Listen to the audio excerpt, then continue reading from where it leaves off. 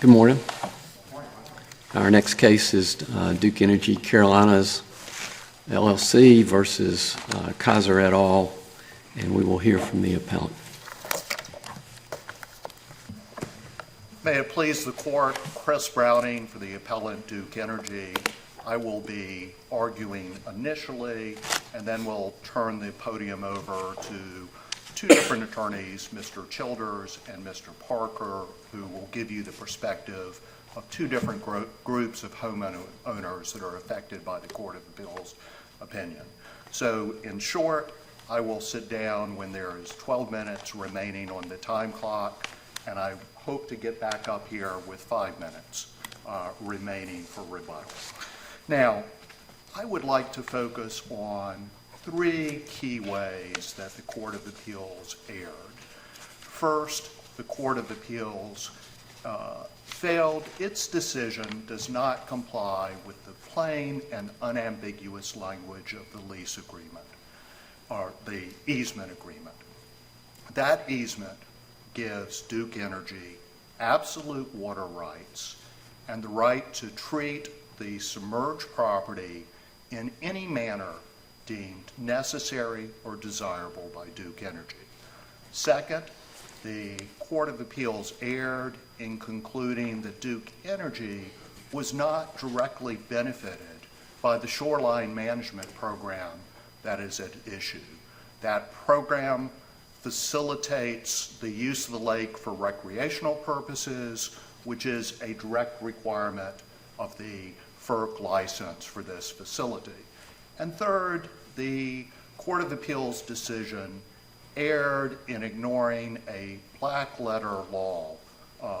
The black letter law that in construing an instrument, a contract, the plain and unambiguous language controls, and that cannot be altered based upon extrinsic evidence.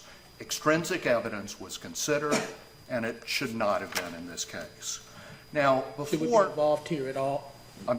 Should we be involved here at all on that matter of Lake Norman being navigable? Your Honor, I would prefer to defer to the briefs on that. In the interest of time, the navigability of Lake Norman is set out in our briefs. We think the Court of Appeals articulated the standard incorrectly, but given the issues that we need to deal with that are directly applicable as opposed to an issue on remand, I would be glad to address navigability, but my preference is to rely upon the briefs, if that's fine. Now, before I talk about these three key points, I think it's important to briefly discuss the facts as to why Duke Energy was forced to file this lawsuit. For over 55 years, the Kisers honored the easement agreement that they had entered into. Then in 2015, as a result of drought conditions, the lake level receded, and the Kisers proceeded to erect a retaining wall and to backfill behind that, adding approximately 2,445 square feet to their lot size. That, of course, ate into the size of the lake. It was inconsistent with Duke's easement rights, and when they refused, the Kisers refused to take down that retaining wall, when they ignored the notice of violation issued by the Department of Environmental Quality, Duke had no choice but to file this action. And what happened? Well, the Kisers proceeded to bring these claims that Duke's shoreline management program was not applicable to them, that we did not have the right to use our easement to protect the interest of the lake and the use of the lake for recreational purposes. As a result, they brought a lawsuit, not only counterclaims against us, but brought in third-party claims against innocent landowners. And it is truly ironic. I urge this court to look closely at the record at page 222 to 224, there you will see pictures of a house that Mr. Parker will discuss where in 1965, the Kiser family leased Lot 25 of Kiser Island to a family. The next year, that family built a cottage on the submerged property. Then after that, in 1989, Mr. Parker's clients purchased that property, purchased the appurtenance from the Flower family who had built it, and had purchased fee simple from the Kisers. So for decades, this house has existed directly across from the Kisers, and then the Kisers bring this counterclaim to say that they should be paid twice for the water rights that they granted Duke Energy. Once they were paid originally back in 1961 for the right, a very broad easement. Now they are trying to extract a windfall from the Smiths and other property owners. It's just not right. Now, Can we turn to the unambiguous language Absolutely. of the easement? And before we get into the express language, the easement is not just to Duke Power. It's not even just to Duke Power and successors, but it's to Duke Power and assigns. What should we take from the fact that this easement was granting to Duke Power the authority to make assignments of it? well, Your Honor, I think in all candor, I read that language as that Duke Energy and its successor entities. I think and I'd really rather focus on the broad language of the easement. I appreciate your point, but I think the cleaner, crisper way to rule in our favor would be to look at the plain language, which is absolute water rights, and as I said, to treat the said 280.4 acres, more or less, in any manner deemed necessary or desirable by Duke Power Company. Of course, Duke Energy would stand as an assign of Duke Power Company because of the corporate transactions over the years. But here, Duke negotiated for and obtained extremely broad easement rights. You can't get much broader than any manner necessary or desirable. Moreover, that was essential for the operation of this Lake Norman, this hydroelectric facility. In 1958, when Duke got its license, for 50 years, it had to contemplate regulations, requirements, technical changes that would be in place through 2008. And moreover, you don't build a dam like this sort of mammoth system, without recognizing that you're probably operating it for 100 years or 200 years. You have to have the flexibility to manage that lake bed appropriately. That's what it negotiated for, that's what it paid for, and that needs to be honored here. And think about it. Lake Norman is the largest lake in the state. Its shoreline is 520 miles. It has to adjust throughout the course of that 100 or 200 years to provide recreational purposes for the lake, power generation, and preserving the environment. Counsel, the Court of Appeals in its decision asserted that reading the easement as broadly as you would have this court read it essentially turns Duke's interest into a fee simple interest. Do you agree with that, and if not, why? No, I do not agree with that at all. That it is, they retain certain fee simple rights, but they also gave Duke an extremely broad broad easement. Now let's look at the bundle of rights that the Kisers retained. They retained the right that if this system, the dam, were never built, they would continue to own that 280.4 acres in fee simple. Moreover, if the dam were not built to its intended height because of regulatory requirements, because of financial reasons, because of unanticipated environmental issues when they started building that dam, the water would not have risen to the 760-foot level. So the Kisers would still continue to have use, subject to Duke's easement, for the extra area on their property if the dam were not as high. Moreover... And to follow up on Justice Allen's question, suppose that we said it did, that the plain language of the easement effectively was a fee simple conveyance. Does that render it the language ambiguous, which seemed to me to be the reasoning of the Court of Appeals? Absolutely not, Your Honor. It doesn't render it ambiguous. It is whether you call this a fee simple to Duke or an easement, it's still the same result. Duke has the right to do what it needs to do to operate this reservoir system.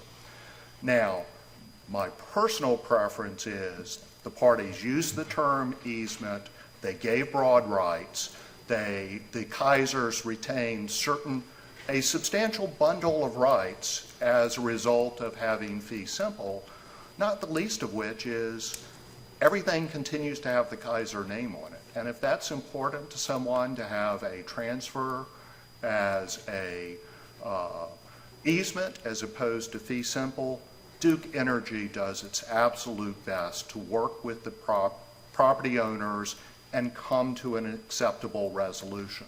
Now, the Kiser family is trying to punish Duke Energy for accommodating them. Counselor, may I direct your attention back to the literal words of the easement? Because yes. You said you wanted to talk about that.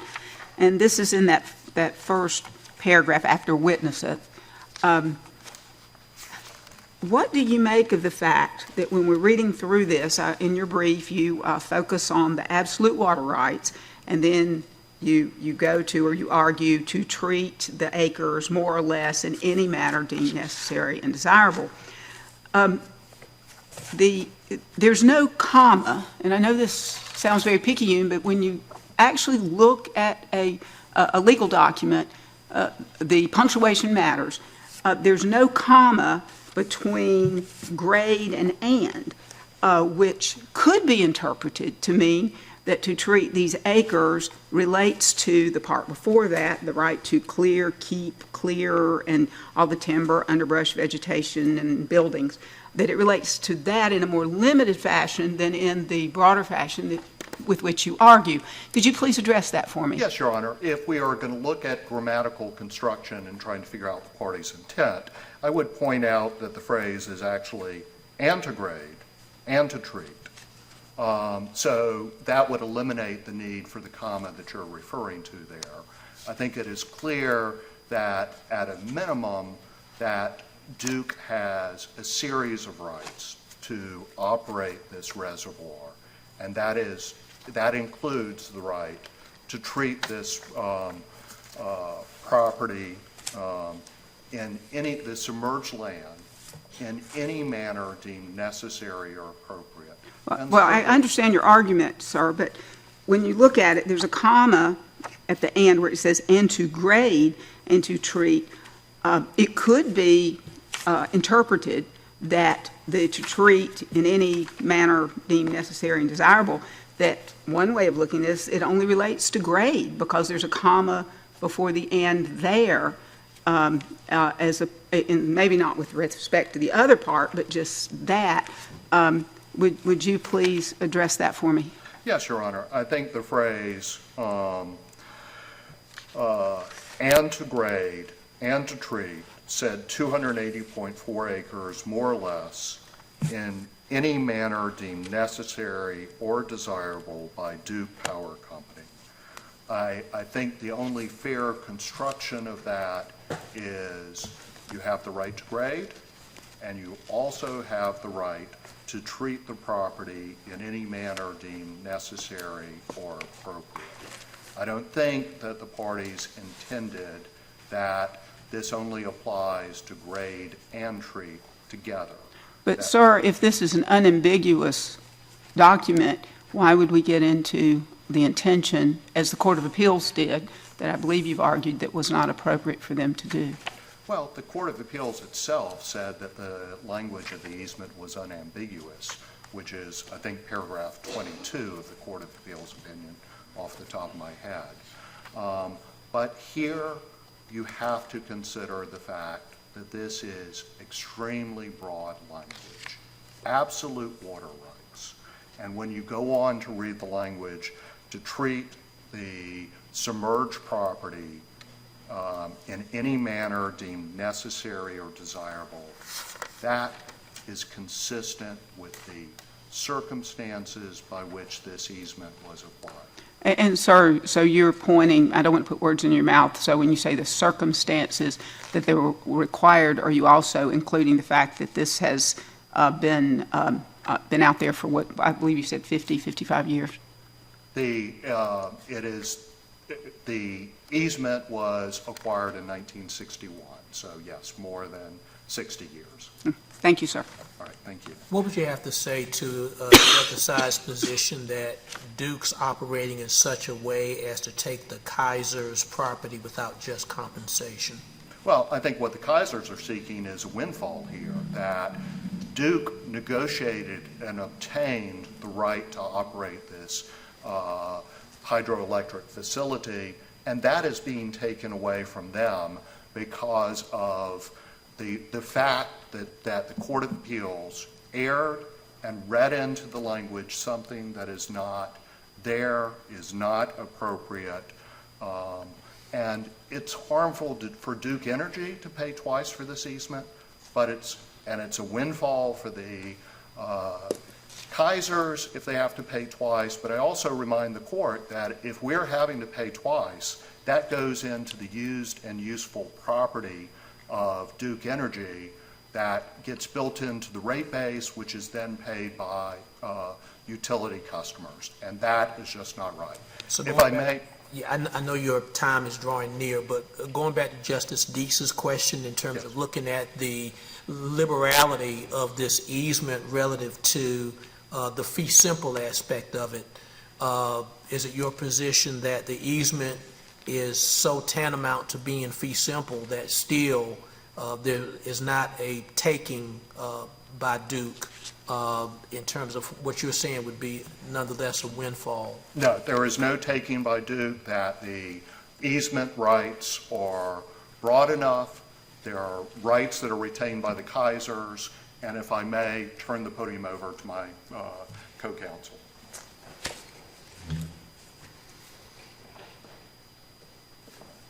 May it please the court, I'm Mark Childers. I represent a number of the homeowners. Mr. Parker represents some others. We have 2 points today that we'd like to stress to the court. Those being, first, the homeowners' docks and their shoreline improvements do not overburden the easement beyond the party's original intent. And secondly, the homeowners are not strangers to this easement because it's in their chain of title. Turning to the first point, the Kiser's behavior following the grant of the easement shows that they intended that docks and shoreline improvements would extend from the Kiser upland, now my client's property, onto the submerged property. Kisers have admitted in their pleadings that the submerged property is part of Duke's hydroelectric project. It's governed by the easement and Duke's licensure from FERC. But it's important to note that, of course, the value of waterfront lots in the marketplace hinges upon being able to access the waterfront. The subdivision maps, which the Kisers prepared and started preparing not even a year after the easement was granted, showed that the Kiser upland was developed with what I would call panhandle lots that created actually 9 more waterfront lots than one might typically think. There's narrow frontage, 25-foot lots next to 75-foot frontage lots. And on the plat itself, on Phase 1 of Kiser Island, one of those 25-foot strips actually bears an exemplar designation as access corridor. On the Phase 2 map, there are 3 access corridors that are designed to give access to off-water lots. So it would seem incongruous that you'd give off-water lots more rights to the water than you would give waterfront owners. So the content of the maps themselves demonstrate what the party's intent was. Also on the maps, at least 8 different times on 3 plats, the adjacent property to the upland lot says Lake Norman. It doesn't say Kiser's property. The map itself says that these lots border on Lake Norman. As early as 1963, there had been a dock constructed out there, before the maps even went on record, before the lake even finished filling up. By the time the Kisers actually put the map on record, numerous docks existed. The Kisers never put any restrictive covenants on record speaking about others' rights to the submerged property. Their deeds don't reflect that, and in the 60 years since then, until this lawsuit came along, no one associated with the Kisers contacted any lot owners about permission, attempted to stop anyone from accessing the property, or set out any ropes or impediments, put up signs, tried to prosecute trespassers. And so that those indicia of their original intent is very clear from the public record and from the record in this case. Our second point is the homeowners are not strangers to this easement because it's in their chain. The original easement contemplated 2 circumstances: the creation of a lake and the fact that the lake might spill its banks and flood the upland property. Both components are expressed in the same easement. They're both in the homeowner's chain of title, and the flowage easement benefits our client's property by making it waterfront property, and the flood easement encumbers it. And so there would be no need for a flood easement if you didn't have the flowage easement. Thank you. I will yield the rest of my time to Mr. Parker.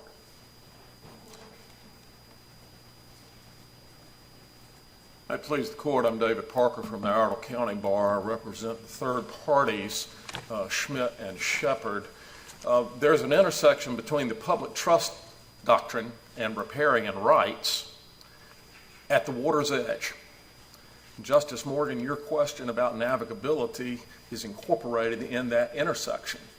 There is a photograph that was mentioned by Mr. Browning at record page 222, and it shows, I wanted to use a screen, but I couldn't. It looks like this. It's a picture of the Schmidt's house sitting up on stilts in Lake Norman, and it's been there since the 60s. They bought the house in 1981 with this thing sitting out in the lake. It's part of the appurtenances that are included in the lease and in the deed. Navigability is established by statute for Lake Norman. There are 2 statutes that have to do with Lake Norman. One of them has that are in the books. One of them has to do with don't violate the no wake zone. That's in 75A-14.1. And then the Lake Norman Marine Commission was established as well, dealing with the lake and referring to the contours. That's in 1969 Session Law, Chapter 1089. So we think that they've been established by statute. There's no contest as to the issues, as to the factual issues in this case. As a matter of fact, both parties submitted photographs of the Schmidt's house sitting out over the water. And if you look in my brief at page 15, you can actually see an aerial photo of the Schmidt's house right across the cove from the Kisers. So when you get into the aspects of adverse possession, this house was built. I mean, my folks bought the house in 1981. The suit was brought in 2017. We're way more than Chapter 1-40's 20 years. So adverse possession kicked in a long time before this thing was brought before the court. And frankly, Your Honors, unless there are questions, that's what I've got to say to y'all, and I appreciate you listening to me. Thank you, counsel. We'll hear from the appellee. May it please the court, David Redding for the Kisers. My co-counsel, Mr. McTier, Tom McTier, is prepared to argue about navigability issues with regard to the public use doctrine and riparian rights, and I'll yield some time to him if necessary to do so. Court of Appeals took up the question, which it said had never been squarely addressed in North Carolina law, as to whether or not an easement that gets as close as you can to transferring fee simple, whether or not there's a restriction that keeps that easement holder, the dominant tenement, from conveying those rights, somehow are allowing third parties who are strangers to the agreement to use those rights. So that's what the Court of Appeals took up. It was relying on Love and Be Crisp for the premise that there's a limitation, and Love in that limitation was to another parcel, another dominant tenement, not another person. So that's My wasn't initial square. question there would be, why would courts need to take this up as a matter of common law when we have freedom of contract in these conveyances? Why can't parties identify those, answer that question in the language of the conveyance? They can, and I believe they have in this conveyance, because in this conveyance, in this easement, there's no mention whatsoever of the third parties. The third parties, either generally or specifically, are not mentioned. There is no indication that there was intent that third parties who are strangers to the agreement would be allowed to burden the servient tenement, which is my client. So it's not there. So I'd agree on contractual principles, you still find the same thing. And that's why I believe the Court of Appeals took it up, because this is a unique easement. I'll agree with that. The way the Court of Appeals read it was that it gets as close as you can possibly get. It even says you could make an argument that it is fee simple, but they declined to accept that argument. So that The easement itself says assigns. it does. I agree with counsel for Duke that means Duke's assigns. No, it means successor means what comes after Duke. Assigns is something different than successor. How would you distinguish between those two terms, given each their full meaning?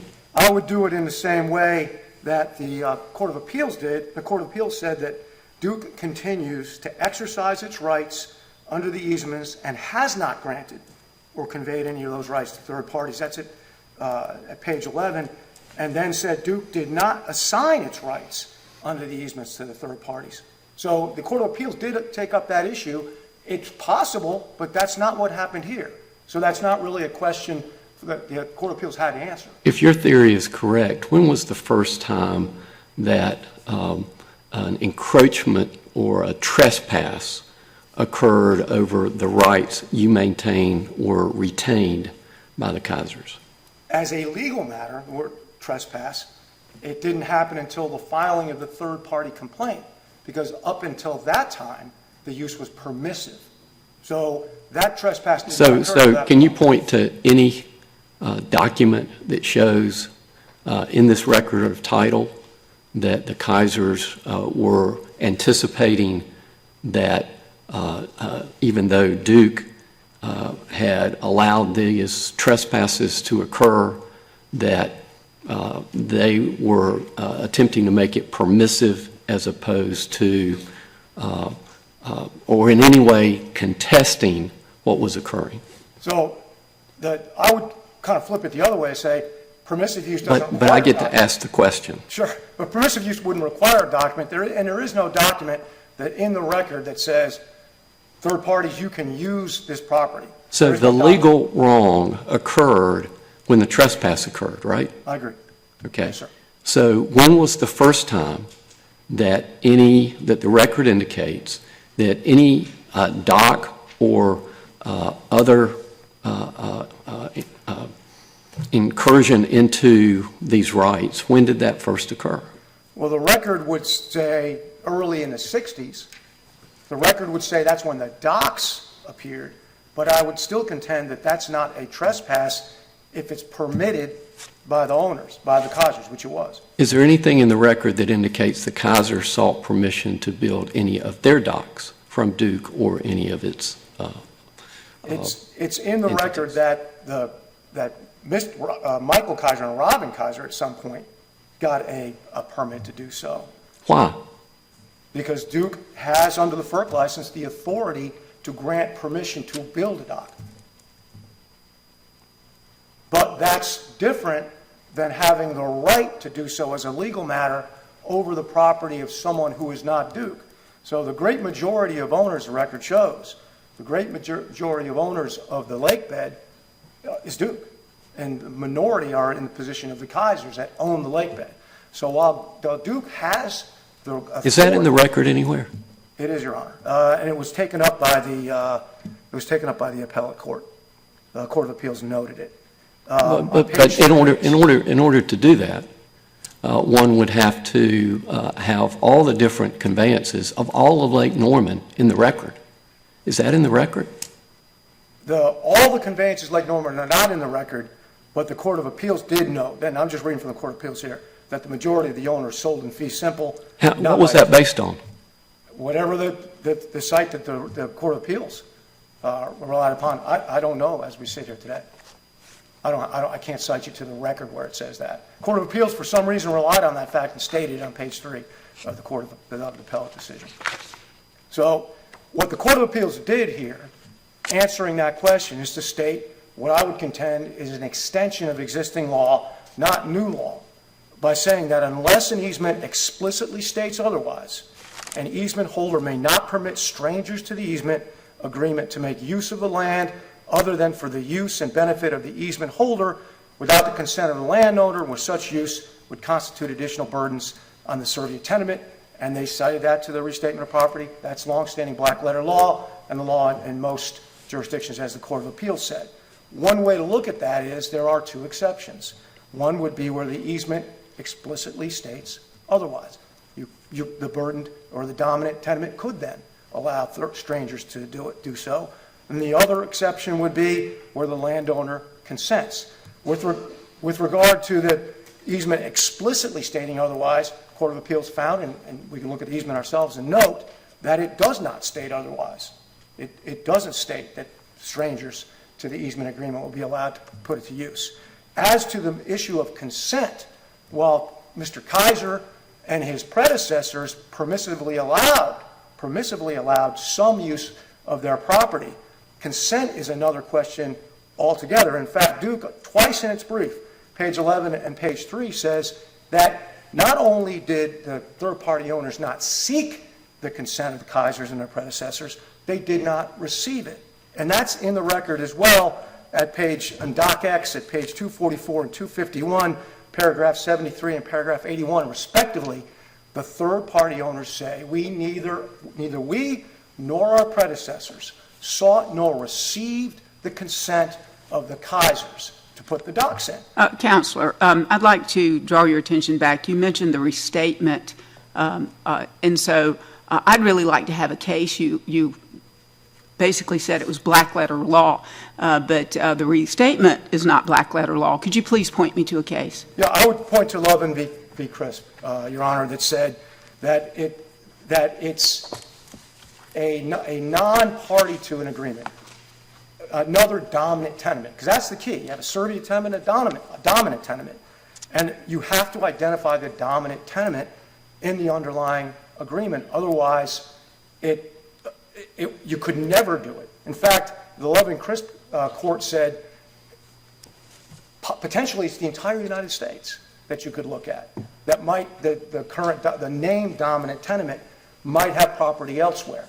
So Lovin v. Crisp certainly says that, and that is the case that the Court of Appeals used to now go a little further and say not just extra property owned by the same owner of the dominant tenement, but other potential dominant tenant holders. And along those lines, I'd like to point out to the court, which is a related matter, that in its judgment, the trial court here didn't say that the easement that Duke enjoys as the dominant tenement, it's within the scope of that easement, within its authority to allow third parties to use it. It actually conveyed fee simple to the third parties. That's what the judgment actually says. And Duke says, well, it's necessary and desirable for us to be able to allow third parties to have docks there. It's for their use and benefit because we have to facilitate recreational usage under the FERC license, which it says. But that's not what the trial court did at all. It didn't facilitate recreational usage. It granted title to the third parties, and this is in the record at page 555. It ousted the Kisers. That's the word that the trial court used. It ousted the Kisers from any property interest. It called what it did a deed of conveyance and said it shall be registered under General Statute 1-228 and Rule 70 of the Rules of Civil Procedure, both of which go to vesting title in others from the court. So that's what this trial court did. It didn't say, well, third parties, y'all can use that easement under Duke because it's broad enough. It said, no, you own the property. You own the property, and the Kisers don't anymore. They don't own it. Yes, sir. If they abandoned the dams and the water drained away, that argument wouldn't work anymore, right? So it's not like the court was actually saying that Duke has anything other than what the easement conveyed to it. Would you agree with that? The trial court? Yes. Actually, the trial court is saying, has said in its judgment, the Kisers are no longer owners. It doesn't matter if the water goes drained away. In that hypothetical, if that were to happen, these third parties now own that land, 280 acres in fee simple. The trial court took away, ousted the Kisers from 280 acres completely, without reservation. That's what it says in the judgment. Can you point us to the language you're looking at? I mean, I would certainly agree that the trial court ousted the Kisers from that portion, that small portion of 2,400 square feet that they had taken from what the trial court found to be the easement. Where is that language you're talking about? So if you go to page 555 in the record, and this is the 5th page of the trial court's judgment, in paragraph 3C on that page, the trial court said, title to and to each and every identified lot owned by the third parties in existence now or hereafter, added, modified, otherwise placed appurtenant thereto, or above the Kiser submerged property, which are permitted by Duke as a part of Duke's scope of authority, including, without limitation, docks, piers, any other kind of structure you could possibly imagine. That all of that, last line of that paragraph, tract is hereby quieted in the names of the Schmidts, Shepherds, and the property owners and their respective heirs, successors, assigns. Next paragraph 5, 3D, defendants and their successors, my clients, in interest are ousted from any real property interest or claim of trespass or for rents in the lots of the Schmidts. It quieted title into the third parties who were strangers to the agreement in the first place. Essentially what the trial court did is to say, despite the fact that the Kiser grandparents, those are the original predecessors, despite the fact that they conveyed a limited interest in their land, retained fee simple, despite that, underneath that easement, it's permissible to convey the rest of their interest, fee simple in its entirety, to third parties who were never contemplated, known, or stated in the underlying agreement. Well, the paragraph goes on to say permitted by DEC within its scope of authority. Right, Your Honor. But if you would look at the attachments, starting at page 577 in Exhibit A, it lists all the homeowners, all the properties, but there's no meets and bounds description of where those docks are or those structures are. It just says the property. The only way this can be read is it's in its entirety. I suppose someone could go back after the fact and try to figure that out, but if the docks had moved, well, it doesn't even say that. It doesn't restrict it to that. On this spreadsheet, which lists every single owner, it simply conveys the property to them. And the only way that can really be read is that the Kisers don't own it anymore. But even if that weren't so, even if you could somehow say that this document was clear and had meets and bounds descriptions for each owner, even if you could say that, it would still deprive the Kisers of any right of entry in that area. And under the Hundley-Michael case, it says that a servient tenement can't be excluded.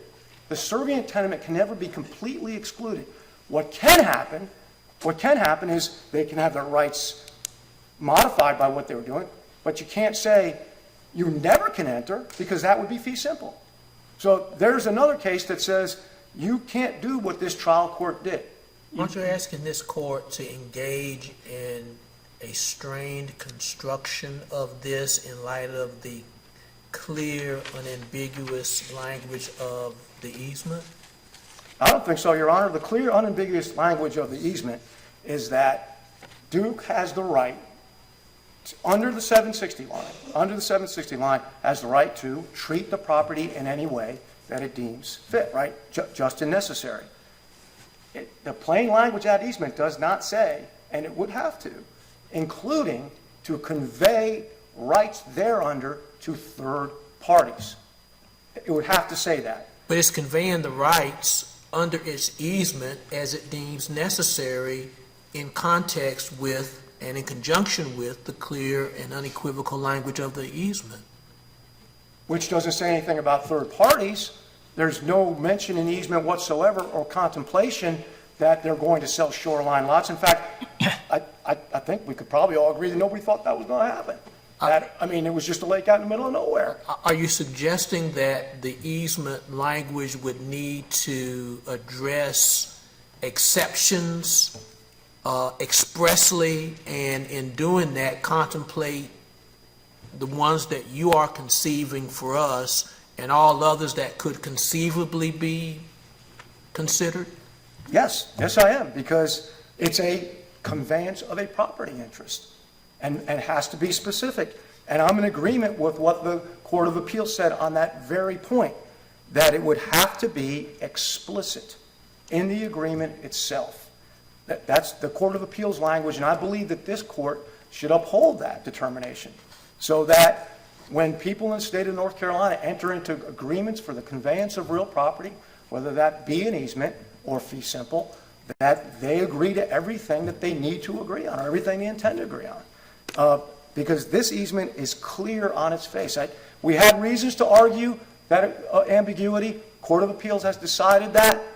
If it's unambiguous on its face, what Duke Power enjoys in this easement as the dominant tenement is set out in clear and plain language, and it says nothing about conveying the right to third parties, but docks or structures. And I'd like to point out to the court, just to be clear and agree with Mr. Parker, who points to page 222 of the record, that's a house. And if the court would look at the record at 541, the court would see that there's a series of photographs that these aren't just docks that you might think of that you jump off in a little pond or something. These are structures. Essentially what has happened here is third parties have used the license or the permission that they've gotten from Duke to build a dock, to build extravagant structures that essentially constitute living spaces on property owned by the Kisers because their grandparents decided not to sell in fee simple, which is another point the Court of Appeals made, is there is in fact a difference. There is going to be a difference in the state of North Carolina law between an easement appurtenant, which this is, and a conveyance and fee simple. And we are at the edge of that difference. We are right up on the edge. It's one of those cases that aligns perfectly to determine what the law should be. Even when an easement holder, a dominant tenant, such as Duke, enjoys virtual plenary power over a piece of real property, it does not hold it in fee. That's what the Court of Appeals has said. There are still some rights. I believe I heard Duke's counsel say those rights are valuable. How could they be valuable if now the trial court, in its judgment, in its order of summary judgment, has completely removed any rights that the Kiser family has over it? Quieted title ousted my clients under a claim of title. There are no rights anymore that my client owns. Zero, none. And I think the Court of Appeal, though they didn't address that point head on, a plain reading of the judgment of the trial court shows that's exactly what it has done. And again, that goes to the construction. You just said, to the extent that the Court of Appeals doesn't expressly say that, nonetheless, you want us to construe it in such a way that it expands to what you would have us to see. Isn't that an unwieldy construction going forward with others that may look at this decision the way you would want us to look at it? I actually, Your Honor, respectfully would say it would be the other way around if the Court of Appeals wasn't upheld. Because I know as a practicing attorney who views these kinds of deeds, I would have no idea what to tell a potential servient tenement client. So should I convey an easement? What do I have to put in there to ensure that I can still enjoy, say, I'm going to give an easement from the power lines. Can I still farm? I have no idea what to tell them if we're not restricted to the four corners of the document. If a potential client says, does this mean that my neighbor could come in and use my land for some reason? If I give this dominant tenement rights under an easement, I'd say, I don't know. I don't know, because it's not clear under North Carolina law whether if it's silent as to conveyances to third parties, whether or not that will be upheld. So I would respectfully just disagree with Your Honor and say that it goes the other way, that we need the rule promulgated by the Court of Appeals here. Its central holding, this rule that is promulgated, is a rule that should be upheld, a rule that we need in North Carolina to make it clear to property owners who are considering offers to convey easements are pertinent. It's necessary. Now, Your Honors, respectfully say, subject to your questions, I would like to yield the rest of my time to Mr. McTier, who is prepared to talk about matters of navigability, public use doctrine, and riparian rights. I have a couple of questions. Yes, sir. So what we're trying to do, I think, is determine the intent of the parties to the easement. I think you would concede that the necessary and desirable language is very broad. I do. You are essentially saying that we should follow the Court of Appeals and read into it a requirement that if Duke was going to grant any interest to any third party, that it had to have negotiated for that, and that had to be reflected in the language of the easement. It's not, correct? I would say not read in, but it would have to be there for Duke to have that right. So two things strike me about the Lovin case. One, the language of the easement in that case, it seems to me, is much narrower than what's at issue here. And the second thing is that Lovin was decided 1978.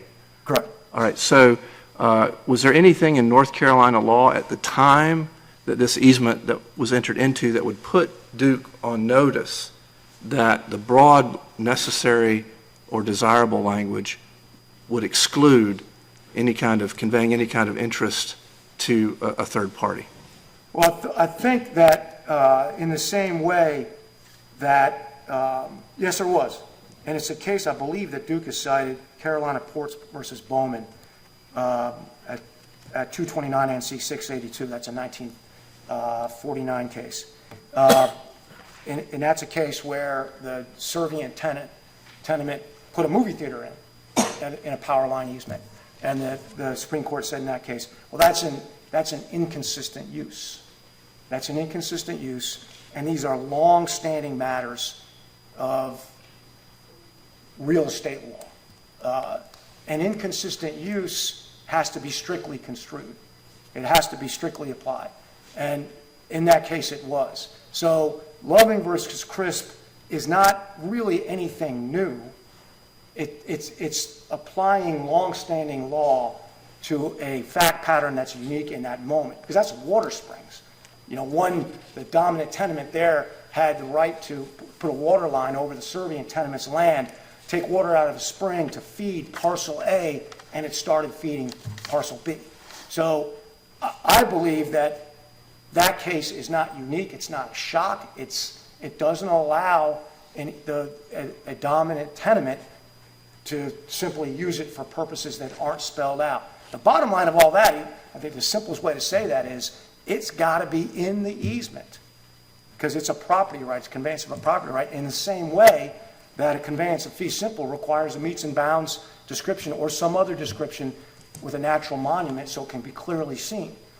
You can't color outside the lines. So I don't see how Duke could have been surprised, being there's a long line of power company cases which the power companies take the position that a use is inconsistent because it's not allowed. It's not, there was no allowance in the Carolina Power case versus Bowman for the subservient tenement to throw up a movie theater in the middle of the easement. Thank you. Okay. Thank you, Mark. Good morning, Your Honors. Tom McTier for the appellee. And may it please the court, Justice Morgan, if I may address your first question in this matter, which is why should we even address navigability at this point? And Your Honor, this is a case in progress. I don't think you should, because this court's already addressed it. All right. The doctrines and tests before this court are the long-standing.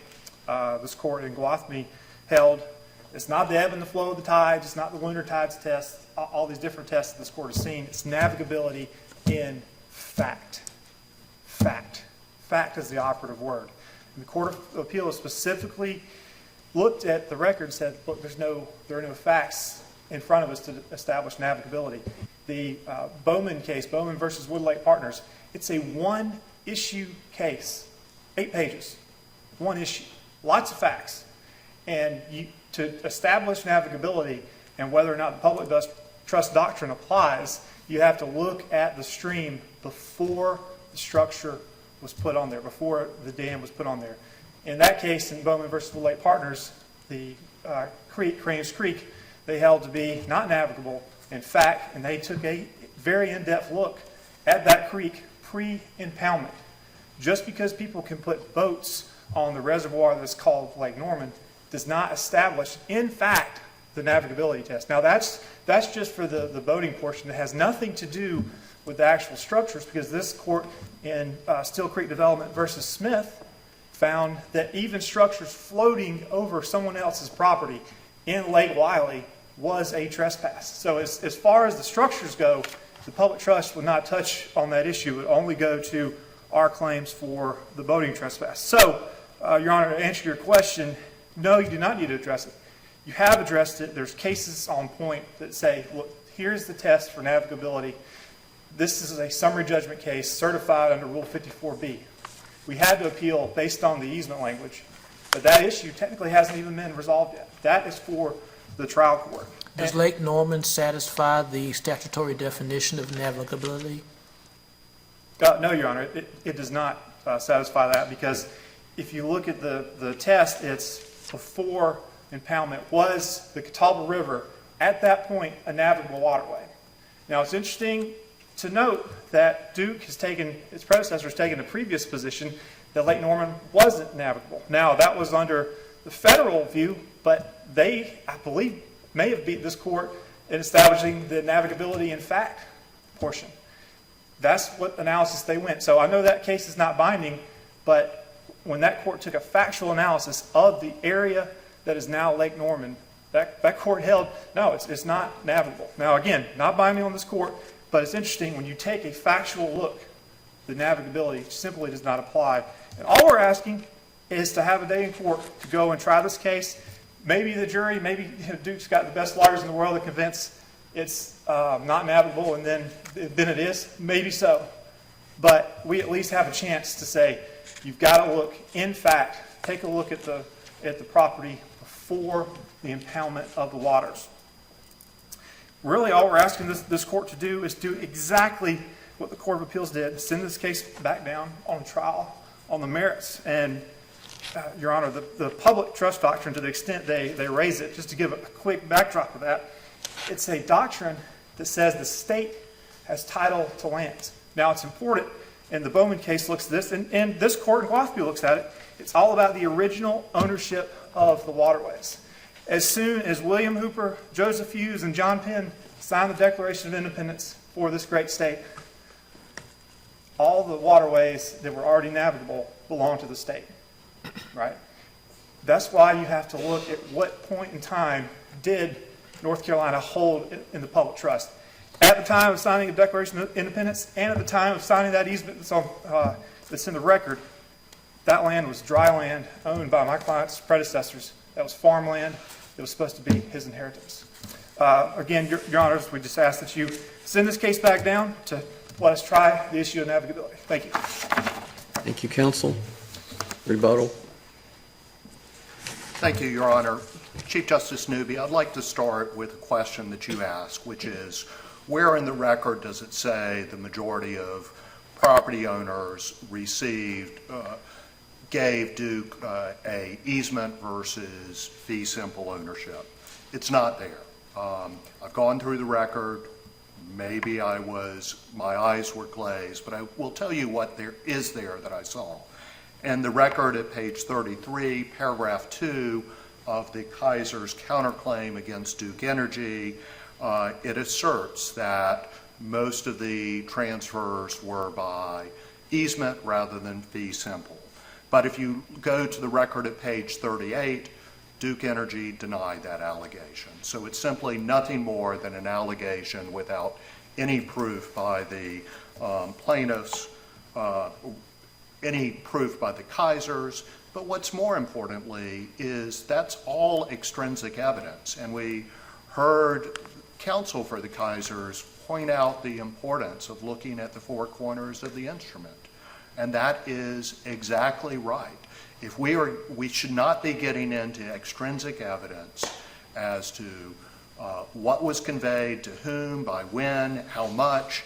None of that is relevant. You have to look at the plain and unambiguous language, which again, when it jumps out at the end of the clause of the conveyance, in any manner deemed necessary or desirable by Duke Power Company, we believe that clause is applicable to all of the rights that are granted under the easement, including the right to grade, the right to treat, the right to maintain water flowage. Now, the second point that I would like to make in connection with this extrinsic evidence issue is that the Court of Appeals really did create a very artificial rule that is not based in precedent.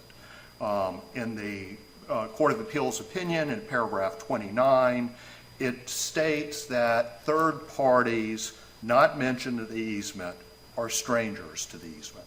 So it appears to be creating this artificial rule that you have to name everybody under the sun who might be walking into your store by an easement to cross somebody else's property.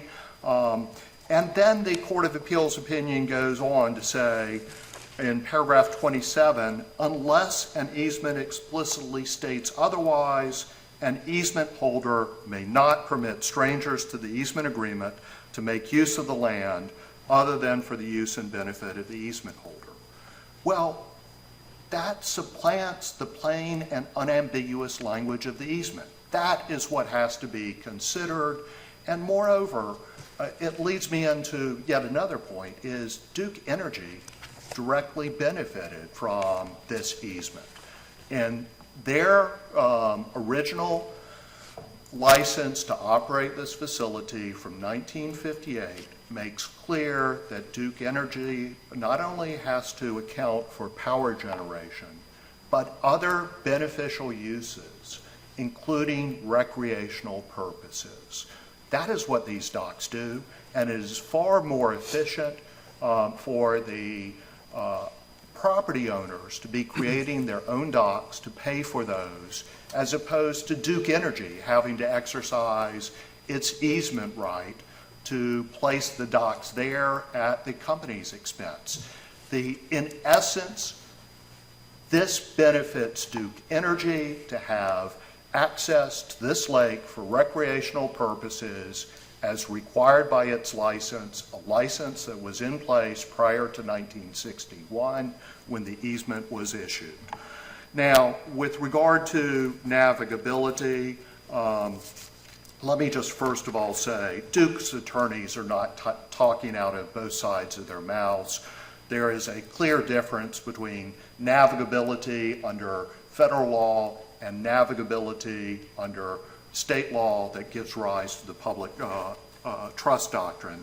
And I would cite this court to Fishhouse versus Clark, quote, any waterway, whether man-made or artificial, which is capable of navigation by watercraft, constitutes navigable water under the public trust doctrine of this state. The state of the authority for the Court of Appeals is in Thank you. disarray. Thank you, counsel. Your Honor. Thank you, everyone.